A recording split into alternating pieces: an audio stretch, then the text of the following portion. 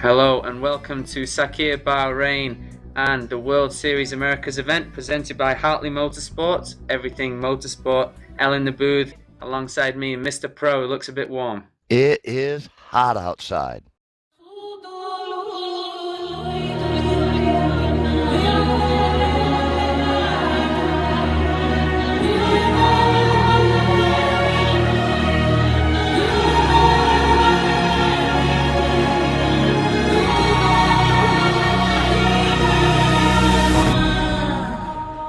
We're using the 2010 Bahrain layout here for the World Series Americas event, not the usual Bahrain.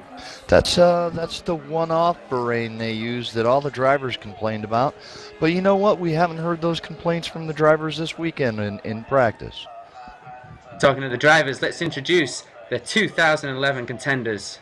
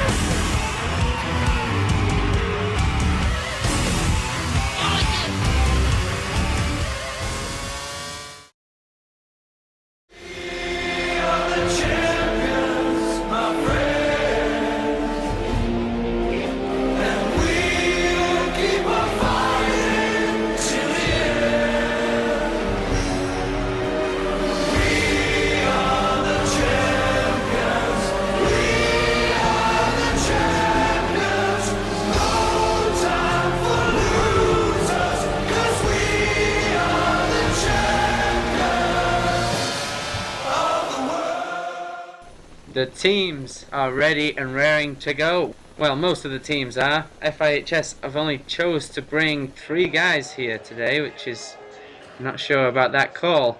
Either they're expecting some really good results or not so sure that they were ready for this big event.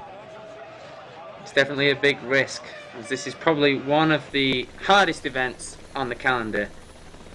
Let's go for a lap around this Bahrain circuit. The Bahrain International Circuit, Sakhir Bahrain, 6.3 kilometers on nearest offer, 24 turns. This is the 2010 layout we are using here today. We're on board with F1 Elite driver Scott Michaels. Comes across the line, everything from now on is being timed. Have to pick the braking point for the first corner. It's 100 meters before the corner, there's a nice white line. Try and get it into the apex, misses it, no big deal.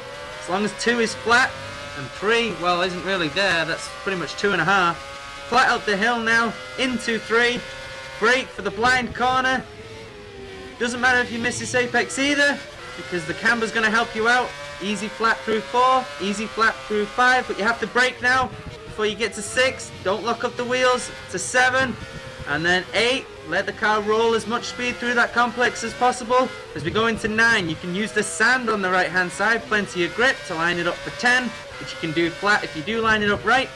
11, apex as late as possible. Get a good line through 12, which you have to lift for. 13, though, you can do flat if you line it right.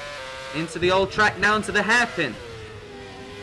Come out of the hairpin onto the power as soon as possible. For the difficult double left turn, everything you normally do braking, you have to do reverse. Gently tap the brake so you don't lock the wheel. Try and keep the car profile flat on the power on the exit. Onto another long straight. Line up the braking point again. 7th gear brake as we hit the curb. Get the car in as soon as possible because you have tons of room on the runner to get on the power.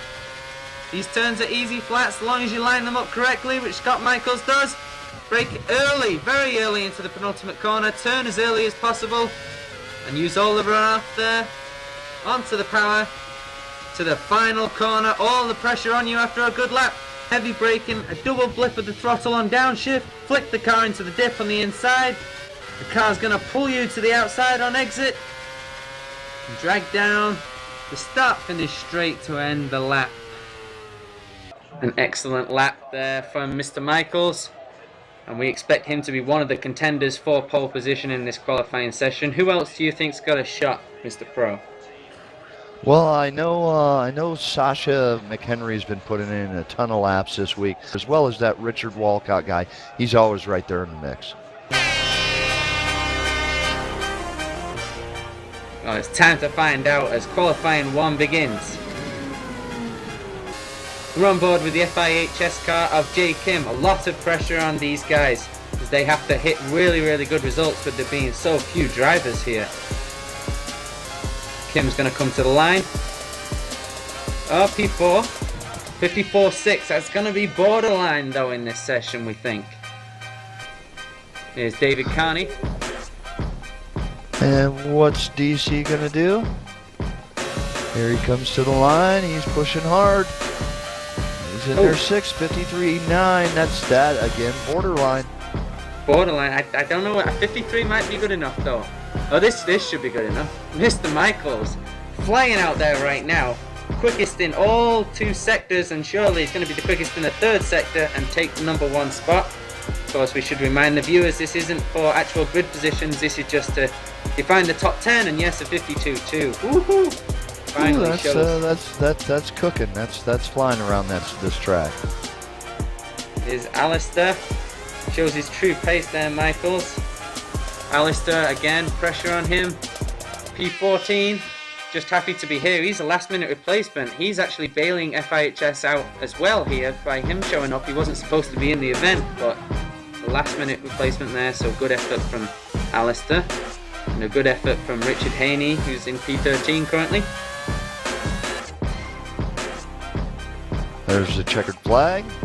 It's Mr. Fisher. There's Mr. Fisher coming around.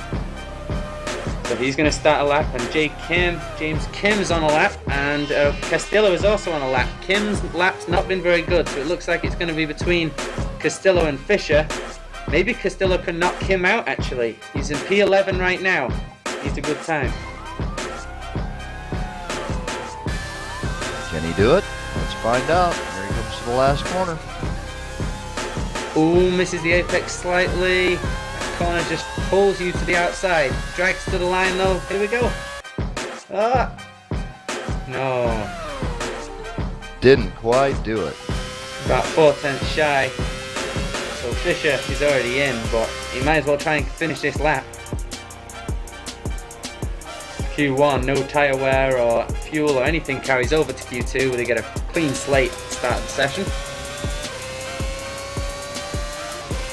Fisher, P9, the exact same time he did earlier. Well, hey, you can talk about consistency, and right there it is. There's Walcott now. Sector 1, 28.6. Sasha McHenry, 29.0. Walcott flying through that first sector. McHenry's going to have to really respond in this middle. That's a pretty good middle sector though. It's a 30.2 currently. We'll have to see and wait until Rich comes by to find out. But here we go. Sasha McHenry drags it to the line.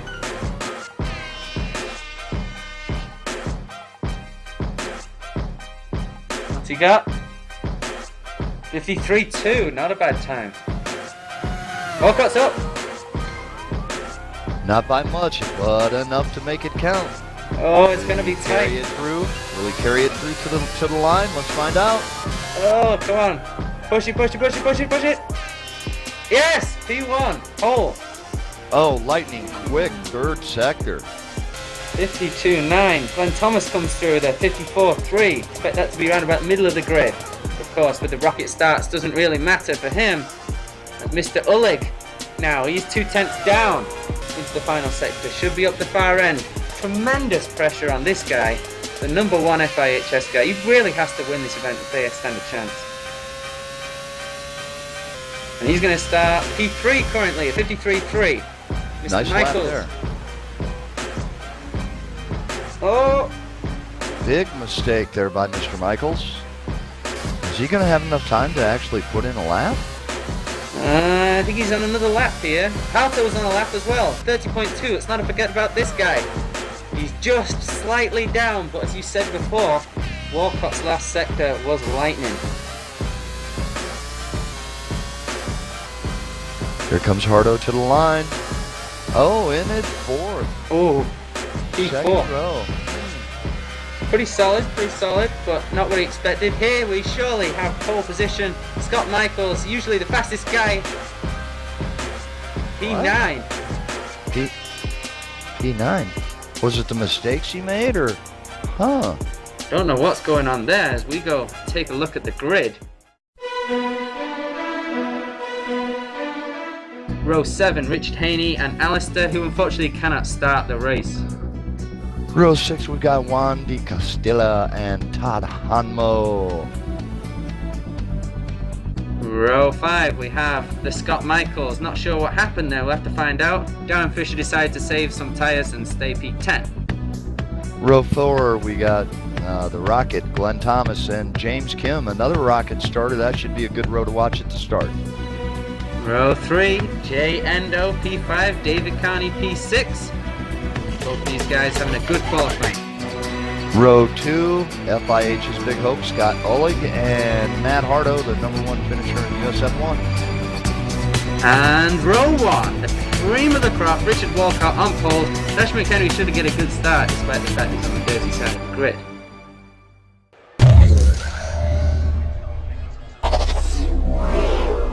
Jack has news on the strange situation down at Elites. Good afternoon, Al. I'm down here at Scott Michaels' pit. There's some head scratching going on, but we believe he qualified on full race fuel. How do you not realize that you have fuel on board? Not sure. I don't understand that situation, because surely if you wanted to start at the back, you wouldn't waste any time on the tires. Yeah. Join us for the start of the race. We find out how Scott Michaels does